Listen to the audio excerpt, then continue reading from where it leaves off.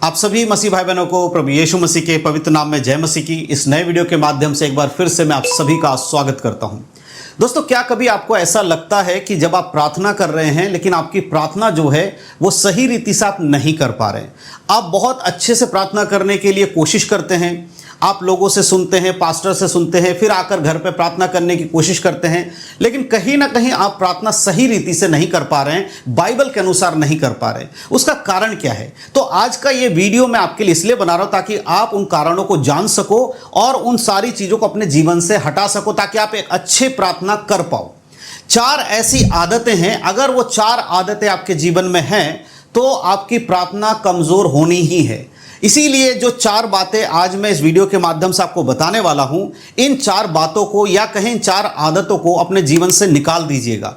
अगर आप इन चारों में से कोई भी आदत आपके जीवन में है तो आपकी प्रार्थना कमज़ोर होनी ही होनी है, आपकी प्रार्थना में कोई असर आपको दिखाई नहीं देगा। तो एक एक करके चारों जो आदतें हैं मैं आपको बताने वाला हूं। अंतिम चौथा वाला जो आदत है वो तो किसी भी व्यक्ति के अंदर नहीं होना चाहिए, इसलिए वीडियो को शुरू से आखिरी तक पूरा देखना है और वीडियो को अपने मसीह भाई बहनों शेयर जरूर कीजिएगा, क्योंकि बहुत सारे हमारे मसीह भाई बहन लोग हैं जिन्हें प्रार्थना के बारे में अच्छे से चीज़ें नहीं पता है। तो एक एक करके सारी बातों को आज इस वीडियो में बताने वाला हूं। तो 4 ऐसी आदतें जो एक विश्वासी के जीवन में नहीं होनी चाहिए। तो सबसे पहले जो आज हम देखेंगे, आज हमारा जो विषय है वो आपके सामने है। आज हमारा विषय है 4 आदतें, है ना, 4 आदतें जो आपकी प्रार्थना को कमजोर कर रही हैं।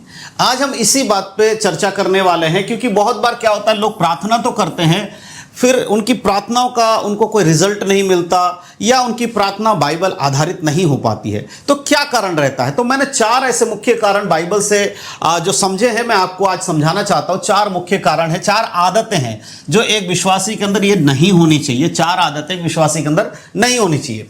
तो देखिए इसमें आज हम क्या क्या सीखने वाले। सबसे पहले नंबर में हम देखेंगे केवल मुसीबत पड़ने पर जो प्रार्थना करते ये आदत नहीं होनी चाहिए।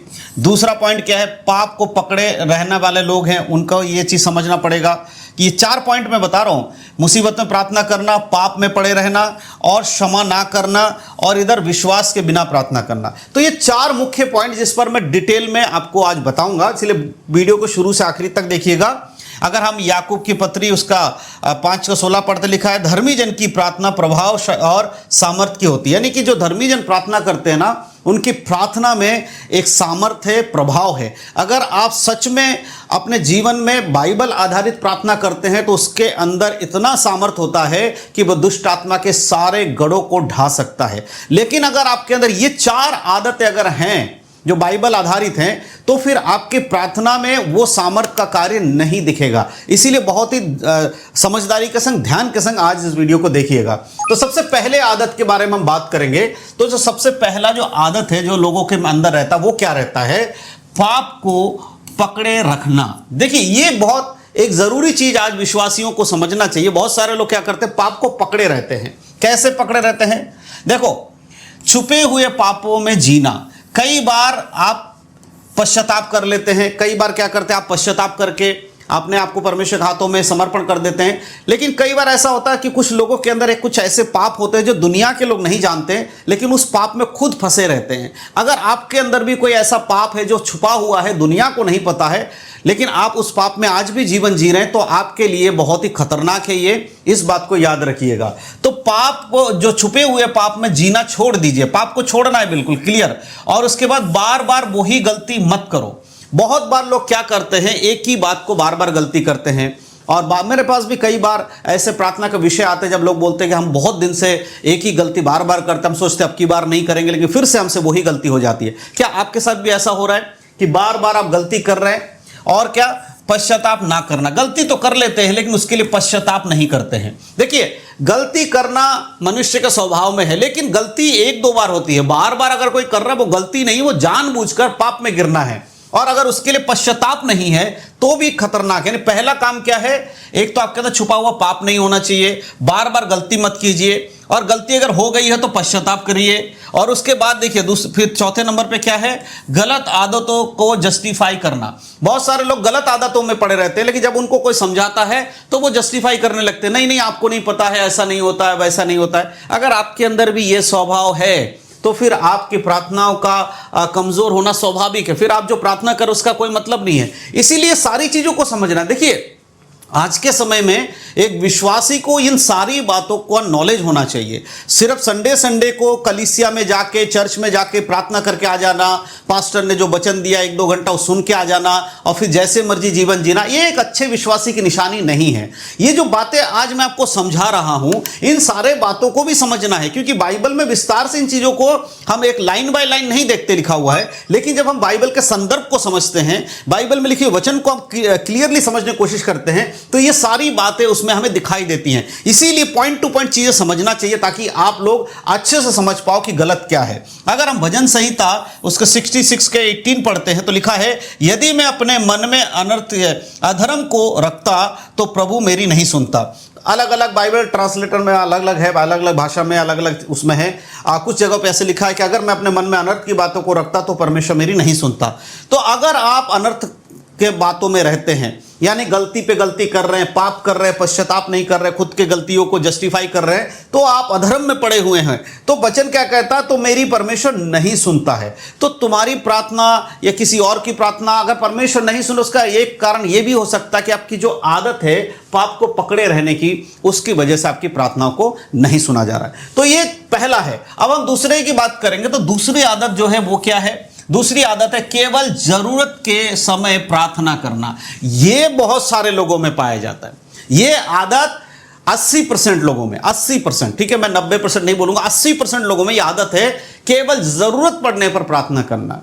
अगर आपके जीवन में सब कुछ अच्छा चल रहा है तो कई बार विश्वासी लोग प्रार्थना नहीं करते हैं, लेकिन जैसे ही उनके जीवन में कोई परेशानी आ जाती है, कोई मुसीबत आ जाती है, कोई दुख आ जाता है, कोई परीक्षा आ जाती है, तुरंत वो प्रार्थना करने लगते हैं। वो प्रार्थना खुद तो नहीं करते, लेकिन 10 आदमियों को बोलकर प्रार्थना करवाने की कोशिश करते हैं। पास्टर जी हमारे लिए प्रार्थना करो, भैया हमारे लिए प्रार्थना करो, बहन हमारे लिए प्रार्थना करो। पूरी कलीसिया को बता देंगे, लेकिन खुद कभी प्रार्थना नहीं करेंगे। और अगर खुद करेंगे भी तो सिर्फ और सिर्फ जरूरत पड़ने पर तब प्रार्थना करते हैं। एक अच्छे विश्वासी की निशानी ये नहीं है। अगर आप सब कुछ सही आपके जीवन में, तो भी आपको प्रार्थना करते रहना है। केवल जरूरत पड़ने पर प्रार्थना करने वालों की प्रार्थना भी कमजोर हो जाती है, याद रखिएगा।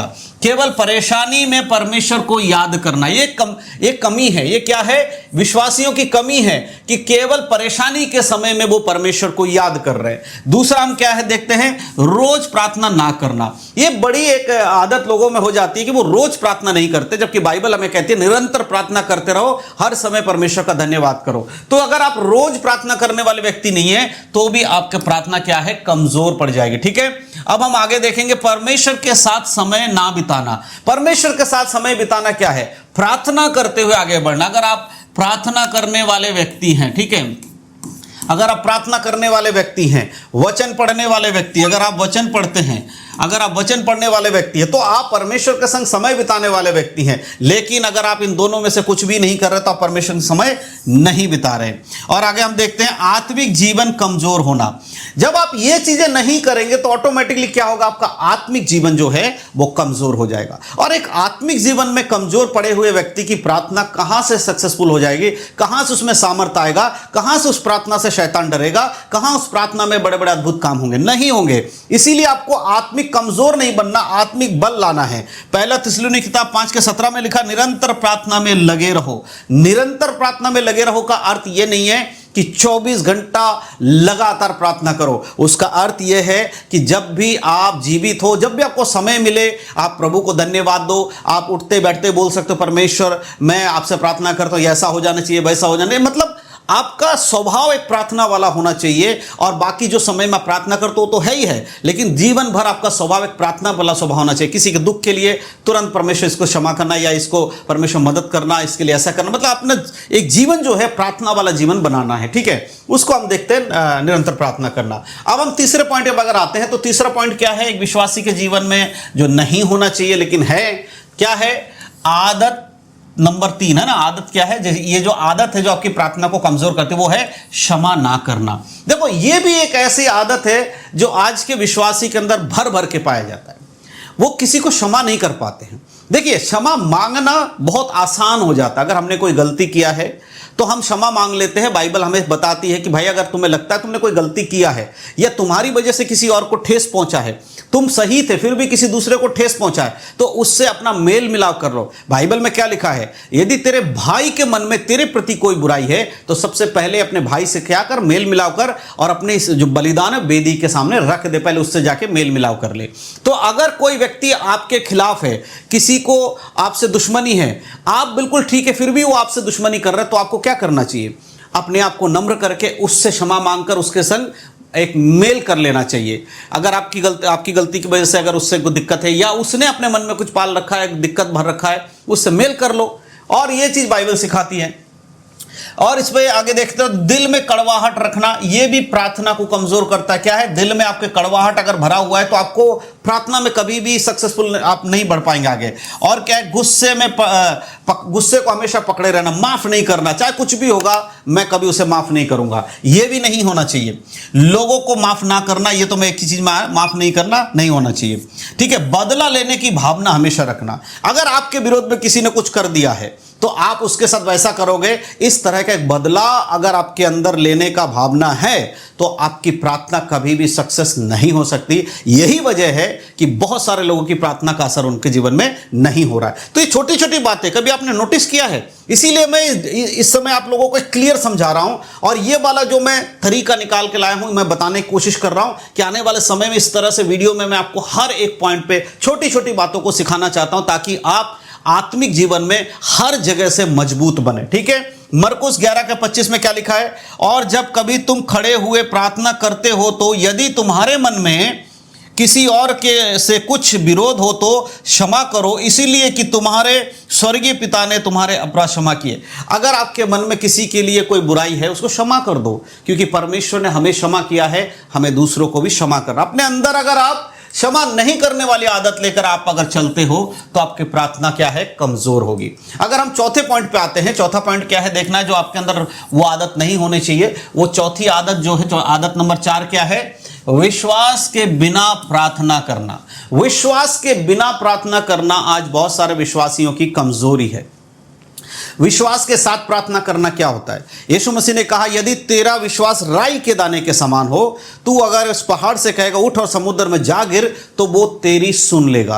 राई के दाने के समान, यानी विश्वास छोटा हो सकता है लेकिन विश्वास कमजोर नहीं होना चाहिए। राई का दाना एक छोटा दाना है लेकिन भरपूर होता है, वो उसमें कोई गैप नहीं होता है। उसी प्रकार अगर आपका विश्वास बहुत बड़ा नहीं है लेकिन विश्वास है कि हाँ यीशु मेरे लिए कर सकते हैं, विश्वास है कि पवित्र आत्मा मेरे जीवन में करेगा, ये विश्वास रखकर अगर आप प्रार्थना करते हैं तो आपके प्रार्थना का उत्तर आपको मिलेगा। तो क्या चीज आपको नहीं करना, देखिए संदेह के साथ प्रार्थना नहीं करना। संदेह के साथ प्रार्थना नहीं करने का अर्थ क्या है कि परमेश्वर मैं प्रार्थना तो कर रहा हूं, पता नहीं आप मेरे जीवन में कार्य करेंगे या नहीं करेंगे, प्रभु मेरे लिए ऐसा करेगा या नहीं करेगा, ऐसे संदेह नहीं लाना है। और फिर परमेश्वर पे भरोसा रखना है। समय लगेगा, परमेश्वर पे भरोसा रखिए कि आपने आज प्रार्थना किया तुरंत हो जाए, कई बार नहीं होता है, लेकिन इंतजार कीजिए, प्रभु का एक समय आएगा, भरोसा रखिए वो कार्य होगा। और तीसरे नंबर पर जल्दी हार नहीं मानना है। 1 दिन 2 दिन 3 दिन 4 दिन इस तरह प्रार्थना करते करते कई लोग हार मान जाते हैं कि प्रभु तो हमारी नहीं सुन रहा है, अब हम क्या करें। देखो मेरे प्रियो, बाइबल में बहुत सारे ऐसे उदाहरण हम देख सकते हैं जिनकी प्रार्थना का उत्तर उन्हें कई सालों के बाद मिला है, लेकिन उन्होंने प्रार्थना किया है। दानियल की प्रार्थना का उत्तर उनको तुरंत मिल गया था, लेकिन क्या हुआ था कि जब दानियल जिस दिन प्रार्थना कर रहा था उसके बाद स्वर्ग से जब उसकी प्रार्थना का उत्तर आया तो दुष्ट आत्मा की सेना ने उसकी प्रार्थना को रोक दिया। रोकने के बाद स्वर्गदूतों ने आकर लड़ाई करके उसकी प्रार्थना का उत्तर लाकर उसको दिया, कहा दानियल तेरी प्रार्थना पहले दिन सुन ली गई थी। उसी प्रकार से कई बार शैतान हमारे आने वाले आशीषों को रोकता है, तो संयम रखिए, हार नहीं मानना है, प्रभु की ओर से जरूर आपको जवाब मिलेगा। उत्तर मिलने से पहले निराश ना हो जाए। प्रार्थना किया, प्रभु ने अभी तक कोई जवाब नहीं दिया, लेकिन खुद में ही निराश हो गए, चलो छोड़ो, परमेश्वर हमारे जीवन में कोई काम नहीं करता, खुद सोचकर निराश हो गए। खुद निराश नहीं होना है। याकूब 1:16 में क्या लिखा है, पर विश्वास से मांगे और कुछ संदेह ना करे, क्योंकि संदेह करने वाला समुद्र के लहर के समान है जो हवा से बहती और उछलती है। देखिए, संदेह नहीं करना है, विश्वास करना है। विश्वास से मांगे, संदेह ना करें। अगर आप संदेह करेंगे तो उसका उत्तर आपको मिलेगा, इसकी क्या उम्मीद आप रख सकते हो। तो इस तरह की चीजें नहीं होनी चाहिए। तो आदत नंबर 4 क्या है? बिना विश्वास के बिना प्रार्थना करना बेकार है। तो विश्वास होना चाहिए। तो आज हमने 4 पॉइंट पे बात किया। क्या क्या बात किया आज हमने सीखा है? क्या सीखा है? नंबर 1, सबसे पहले हमने क्या सीखा? पाप को पकड़े नहीं रहना है। ठीक है, पाप खुद छोड़ना पड़ेगा। आप सोचोगे कि आपके पाप छुड़ाने के लिए कोई आएगा, ऐसा नहीं है। बाइबल बताती है पाप को आपको खुद छोड़ना पड़ेगा। तो खुद अपने पाप को छोड़िए, उसको पकड़ के मत रखिए। दूसरा पॉइंट हमने क्या आज सीखा? केवल जरूरत में प्रार्थना नहीं, प्रार्थना हर समय करना है। जब जीवन में दुख मुसीबत आए सिर्फ उसी समय प्रार्थना नहीं करना है, प्रार्थना हर समय करना। तीसरा पॉइंट हमने क्या सीखा? क्षमा ना करना नहीं, है ना? क्षमा ना करना नहीं, परंतु क्या करना? क्षमा करना जरूरी है। कई बार क्षमा करने से आप कतराते हैं, लेकिन वो नहीं करना है। अगर आप सही प्रार्थना करना चाहते हो तो क्षमा करना भी सीखना होगा। चौथे पॉइंट पे हमने क्या सीखा? विश्वास के बिना प्रार्थना करना बेकार है, विश्वास के साथ प्रार्थना करना फलदायी है। अगर आप विश्वास के साथ प्रार्थना करते हैं, उसका प्रतिफल आपको मिलेगा। और अगर हम देखें, यदि इन आदतों को, जो 4 आदतें मैंने बताई हैं, अगर यदि इन आदतों को कोई आदत आपके जीवन में है, अगर इन चारों में से, इन चारों आदतों में से अगर कोई भी आपके जीवन में है, तो आज ही परमेश्वर के सामने उसे बदलने का निर्णय लीजिए। आज ही इस निर्णय को लीजिए कि परमेश्वर, मैं आज से आदतों में से ये सारी आदतों को छोड़ दूं। कुछ भी हो सकता है, आपके अंदर ये वाला आदत होगा, हो सकता है आपके अंदर ये वाला आदत नहीं, ये वाला आदत होगा, हो सकता है किसी के अंदर ये दोनों नहीं है, तीसरे नंबर का होगा, हो सकता है किसी के अंदर इन तीनों में से कोई नहीं, चौथे नंबर का होगा। तो इनमें से कोई भी, अगर ये चारों हैं तो भी, और इनमें से कोई एक भी है तो भी, आज निर्णय लेके आपने इन आदतों को सुधार लीजिए। प्रार्थना केवल शब्द नहीं होता है, सिर्फ बड़बड़ा के बोलना ही प्रार्थना नहीं है, बल्कि परमेश्वर के साथ जीवित संबंध भी आपका प्रार्थना को दर्शाता है। ये सारे काम अगर आप अपने जीवन से निकाल देते हैं तो आपका जीवन परमेश्वर के संग अच्छा हो जाएगा। तो आज हमारा जो मुख्य चीज था, हमने क्या सीखा है? प्रार्थना के बारे में 4 ऐसी आदतें जो आपकी प्रार्थना को कमजोर कर रही हैं। ठीक है, पहली आदत, पाप को पकड़े नहीं रहना है। दूसरा क्या है? प्रार्थना समय क्या है? सिर्फ जरूरत के समय नहीं, परंतु हर समय प्रार्थना करना है। ठीक है, तीसरी आदत हमने क्या देखा?